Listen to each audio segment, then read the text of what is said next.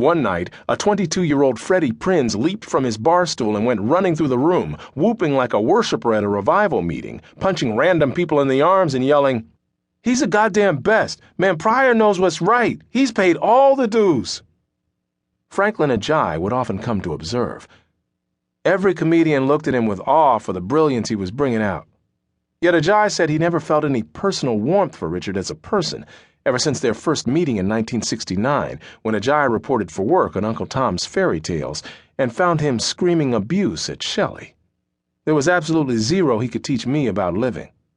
Ajay says, "I could learn from how he did his comedy, but I didn't see anything about how he lived his life that I wanted to emulate. Zero. He was very tempestuous. I didn't even like to be around him. I don't like being around volatile people. I have no interest in being around geniuses. Those tempestuous, volatile geniuses the media likes to hold up. But I had the deepest admiration for his artistry. As a stand-up, not as an actor. He was just a troubled man. He was heavy into the drugs, heavy into alcohol. Who's sane doing that? Nobody. Just look what happened to Belushi, Freddie Prinz. Robin Williams survived it, but he was headed down the same road." So when Ajay heard that Freddie Prinz had started hanging out with Richard, he thought to himself, well, that's a mistake. He could understand why Freddie wanted to hang with Richard. Richard was pretty much every comedian's idol, but I remember thinking very clearly at the time, Richard can't teach him anything about life. Freddie was young and impressionable. That's trouble. Richard was deep off into drugs. Freddie was deep off into drugs. Richard was doing a lot of cocaine, and he had a troubled background from his upbringing. That's just a recipe for disaster. Anyone could see that. There's no earthly way out of that. Around 3 o'clock one morning that summer, Kathy McKee got a call from her sister, Lynette, who was then dating Freddie Prinz. Lynette said, "Kathy, you've got to help me. Richard Pryor's holding me and Freddie hostage with a gun in his house in Beverly Hills, and he won't let us go. He's going crazy. He snorted up Peru, and he won't let us leave.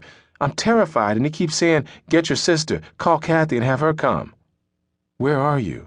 Kathy asked. She wasn't fully awake. "Richard's house.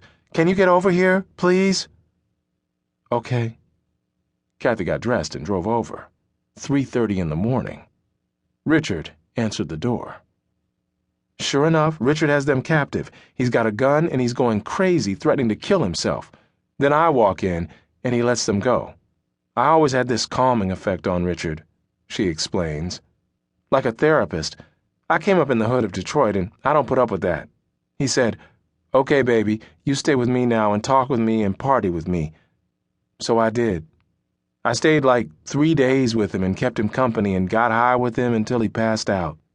Then I went home. Richard got his first real taste of the Deep South during location filming for his second Motown production, The Bingo Long Traveling All-Stars and Motor Kings, the story of a Depression-era barnstorming baseball team based on the novel by William Brashler. Richard was reluctant to take on yet another supporting role, but Berry Gordy, who'd given him his break in Lady Sings the Blues, insisted that Richard was the only actor who could play the part of Charlie Snow, the team's intrepid third baseman who tries passing for Cuban, Native American, whatever it might take to get out of the Negro leagues and into the majors. Richard turned it down, cold. Producer Rob Cohen made his case by appealing to Richard's sense of racial pride and was able to convince him to at least read the script. Richard was impressed by its earnest ambition to recreate an important but little-known epic in black history, and he saw shades of himself in the conflicted character of Charlie Snow.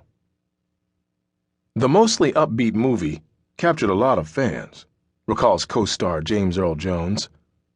But the critics were hard on us because they expected a black cast to exude black rage. They wanted the tragedy of black baseball players in the black baseball leagues, not the comedy we gave them. They wanted political relevance and content and protest.